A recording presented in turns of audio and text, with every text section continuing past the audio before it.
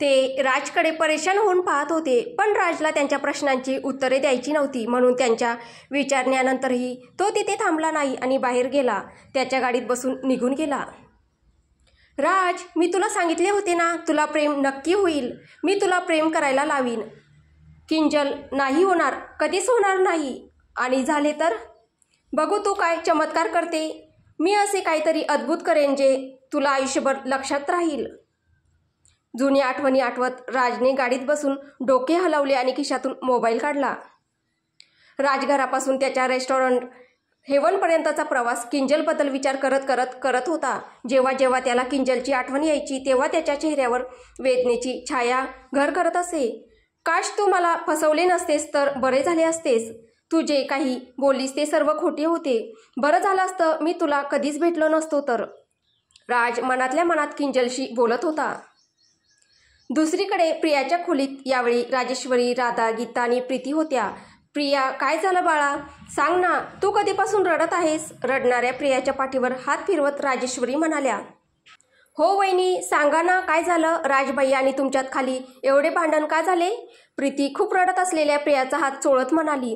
पण कदाचित प्रियाला आता त्यांना काही सांगायचे नव्हते, म्हणूनच ती रडत रडत लहान मुलींसारखी हुंदके देऊन रडू लागली. मला वाटतं प्रिया सध्या काही सांगण्याच्या स्थितीत नाहीये. आपण प्रियाला थोडा वेळ द्यायला हवा, राधा यांनी राजेश्वरी यांना सांगितलं. मलाही वाटतं की काकू जे म्हणत आहेत ते बरोबर आहे. कदाचित ते त्यांच्यातील वैयक्तिक प्रकरण असेल. आपण प्रियाला थोडा वेळ द्यायला हवा, गीता राजेश्वरींना म्हणाली. ठीक आहे. तुम्ही दोघीही, प्रीती आणि गीता, प्रियाजवळ बसा, तिची काळजी घ्या आणि मग बोलण्याचा प्रयत्न करा, राजेश्वरी यांनी गीता आणि प्रीती यांना सांगितले. तेव्हा त्यांनी होकारार्थी मान हलवली. त्यानंतर राधा आणि राजेश्वरी तिथून निघून गेल्या. सुमारे 10 ते 15 मिनिटांनी जेव्हा प्रिया बरीच शांत झाली तेव्हा गीताने प्रियाचा हात आपल्या हातात घेतला आणि तिच्याशी बोलू लागली. प्रिया बघ, मी तुला तुझ्या आणि भाऊजीतील भांडणामागील कारण सांगायला अजिबात फोर्स करणार नाही, कारण मला समजते की तुला आता ते सांगणे सोयीचे नाहीये. पण मी फक्त एवढेच म्हणेन की जर ती तुझी चूक नसेल तर तू तशीच राहा जशी तू खाली भाऊजींसमोर होतीस.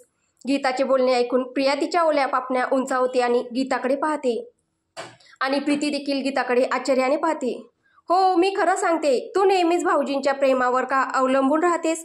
सर्वात आधी स्वतःवर प्रेम करायला शिक, गीता प्रेमाने प्रियाचे अश्रू पुसत म्हणाली. मी स्वतःवर नाही तर त्यांच्यावर खूप प्रेम करते, पण मला माहीत आहे की ते माझ्यावर प्रेम करत नाही, म्हणूनच ते माझ्यावर वारंवार रागावते. इनोसंट प्रिया पुन्हा रडत म्हणाली. प्रिया, तुला माहीत आहे, जोपर्यंत माणूस स्वतःवर प्रेम करत नाही तोपर्यंत कोणीही त्याच्यावर प्रेम करणार नाही. तुझ्यासोबतही असेच घडत आहे. लग्न ठरल्यापासून तू तुझे सर्व प्रेम भाऊजींना दिलेस आणि स्वतःसाठी काही ठेवले नाहीस. हे चुकीचे आहे ना? गीता प्रियाला तिच्या स्वभावानुसार गोष्टी शिकवत होती. पण माझ्या आईने सांगितले होते की मी राजची चांगली काळजी घ्यावी आणि त्यांना खूप प्रेम द्यावे. जर मी त्यांचे दुःख आणि परेशानी समजून घेतली आणि एक चांगली पत्नी बनली तर तेही माझ्यावर खूप प्रेम करेल. पण असे काहीही घडले नाही गीता दिदी, असं म्हणत निष्पाप प्रिया पुन्हा रडू लागली. वहिनी प्लीज रडू नका, तुम्ही खरंच खूप गोड आहात. तुम्हाला असं पाहून मला चांगलं वाटत नाही आहे, प्रीती प्रेमाने प्रियाच्या खांद्यावर हात ठेवत म्हणाली. प्रीती दिदी, तुमचा भाऊ माझ्यावर प्रेम करत नाही. मी नेहमीच त्यांनी कोणतीही तक्रार करू नये याची काळजी घेते, पण मी अपयशी ठरले आहे. प्रीती दिदी, मी ती नाही जी राजच्या मनात बसू शकेल. प्रियाचे हे शब्द ऐकून प्रीती आणि गीता एकमेकांकडे पाहू लागल्या. प्रिया, काय झालंय? तू असं का बोलत आहेस? जर काही गडबड असेल तर मला सांग. हा प्रश्न विचारताना गीताचे हृदय जोरजोरात धडधडत होते. ती प्रियाला आपली धाकटी बहीण मानत होती. तिला काहीतरी गडबड होण्याची शंका आल्यावर ती घाबरली. प्रियाला किंजलबद्दल सांगावेसे वाटले, पण नंतर तिला सकाळी राम यांचा राग आठवला आणि तिला घरातील सदस्यांनी राजवर रागावू नये असे वाटत होते. ते म्हणते की माझी कृती अगदी लहान मुलांसारखी आहे. मी क्षुल्लक गोष्टींवरून रडायला लागते आणि राजला असे लोक आवडत नाहीत. प्रिया गीताला म्हणाली. पण तू जशी आहेस तशीच मला आवडतेस प्रिया. आणि जरा विचार कर, भाऊजी म्हणते की ते कधीच कोणासाठी बदलणार नाही, तुझ्यासाठीही नाही. मग तू का बदलशील? तू जशी आहेस तशीच राहा, तुला जे वाटेल तेच कर. पण आता शांत हो आणि हस बघू थोडं. उद्या प्रीतीही निघून जाईल, म्हणून आज आपण प्रीतीसाठी काहीतरी खास असं जेवायला बनवूया. प्रियाचे लक्ष दुसरीकडे वळवण्यासाठी गीता म्हणाली. हो, मी विसरले होते. प्रीती दीदी, सांगा तुम्हाला काय खायचंय? मी माझ्या हाताने बनवून खाऊ घालेल तुम्हाला. गीताचे बोलणे ऐकून प्रिया पटकन अश्रू पुसत म्हणाली, आधी तू तोंड आणि हातपाय धुवून खाली ये, मग आपण ठरवू, ठीक आहे? गीताने प्रियाला सांगितले तर ती हो म्हणाली आणि मग गीता प्रीतीला घेऊन बाहेर आली. गीता वहिनी, तुम्हाला वाटत नाही का की जर प्रिया वहिनी सकाळी खाली राजभैयाशी जशा बोलल्या तशाच पुन्हा राजभैयाशी बोलल्या तर त्यांच्यातील भांडण खूप मोठे होईल? गीतासोबत पायऱ्या उतरताना प्रीती म्हणाली. हो, नातं बिघडेल पण ते सुधारण्यासाठी. गीता हलक्या हास्यासह म्हणाली. मला समजले नाही वहिनी. वेळ आल्यावर सर्वांना सगळं समजेल. प्रीती, मुद्दा असा आहे की प्रेमात जबरदस्ती किंवा उदासीनता काम करत नाही आणि ज्याला हे समजते तो प्रेमही समजतो. असं म्हणत गीता पुढे चालल्या गेली, पण प्रीती तिच्या जागी उभी राहिली. तिला रमणची आठवण आली. तिने रमणसोबत जे काही केले ते देखील एक प्रकारची जबरदस्ती होती. ती रमणवर खूप प्रेम करते, पण तिच्या मूर्खपणामुळे तिने रमणला कायमचे गमावले आणि हे विचार करून तिच्या डोळ्यात पाणी आले. दुसरीकडे राज काळजीने त्याचे खिशात शोधत होता. त्याच्या ब्रीफकेसमध्ये पाहत होता. त्याला चेकबुक आणायचे होते, पण तो ते घरी त्याच्या खोलीत विसरला होता. शिट, मी ते कसे विसरलो? मला ते आणण्यासाठी ड्रायव्हरला पाठवावे लागेल. राजला असे वाटले, पण त्यासाठी त्याला प्रियाला फोन करावा लागणार होता, कारण त्याने कपाटात चेकबुक कुठे ठेवले आहे हे फक्त तिलाच सांगू शकत होता. थोड्या वेळ विचार करून त्याने प्रियाला फोन केला. बेडवर ठेवलेला तिचा फोन वाजत होता. प्रिया हातपाय चेहरा धुवून बाथरूममधून बाहेर आली. राजचे नाव पाहताच तिने पटकन फोन उचलला, पण काहीच बोलली नाही. दुसऱ्या बाजूने राज देखील तिच्या हॅलोची वाट पाहत होता, पण प्रियाने हॅलो म्हटले नाही. ती गप्प राहिली. ही शांतता राजला त्रास देत होती. मी ड्रायव्हरला घरी पाठवत आहे. मी चेकबुक विसरलो आहे. कपाट उघड. मी तुला ते कुठे ठेवले आहे ते सांगतो. ठीक आहे, प्रिया हळूच म्हणाली आणि हे ऐकताच राजच्या कपाळावरील सुरकुत्याही नाहीशा झाल्या. मी कपाट उघडले, प्रिया म्हणाली. त्यानंतर राज तिला चेक कुठे ठेवला आहे ते सांगू लागला. ठीक आहे, मी हे चेकबुक ड्रायव्हर काकांना देते, तुम्ही त्यांना पाठवा. आणि हे बोलून प्रियाने फोन डिस्कनेक्ट केला. फोन डिस्कनेक्ट झाल्यावर राजचे डोळे विस्पारले आणि तो फोन स्क्रीनकडे पाहू लागला. प्रियाने त्याचा फोन समोरून डिस्कनेक्ट केला हे त्याला आवडले नाही. तर प्रियाने फोन डिस्कनेक्ट केला कारण तिला वाटले की राज फोनवर फक्त कामाबद्दल बोलतो, नाहीतर मग फोनच करत नाही, म्हणून कामाचे बोलणे झाले म्हणून तिने फोन डिस्कनेक्ट केला. हे खूप जास्त होत आहे, खूप जास्त. राज फोनच्या स्क्रीनकडे पाहत रागाने म्हणाला. त्याने रागाने त्याचा फोन परत खिशात ठेवला, पण प्रियाने त्याचा समोरून फोन कट केला हे त्याला पचत नव्हते.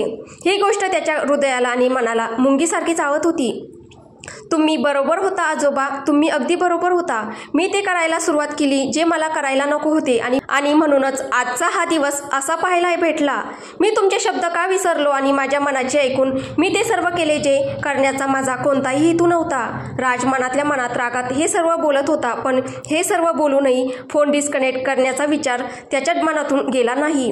मग त्याने खिशातून फोन काढला आणि प्रथम ड्रायव्हरला फोन केला आणि नंतर त्याने प्रियाला दुसरा फोन केला. 2-3 रिंग वाजल्यानंतर प्रियाने फोन उचलला, जी आता खाली आली होती आणि तिच्या आजूबाजूला गीता, प्रीती, राजेश्वरी आणि राधा उभ्या होत्या. हॅलो, प्रिया फोन कानाला लावत म्हणाली. फोन डिस्कनेक्ट झाला होता की तू डिस्कनेक्ट केला होता? राजने थेट त्याचा प्रश्न विचारला.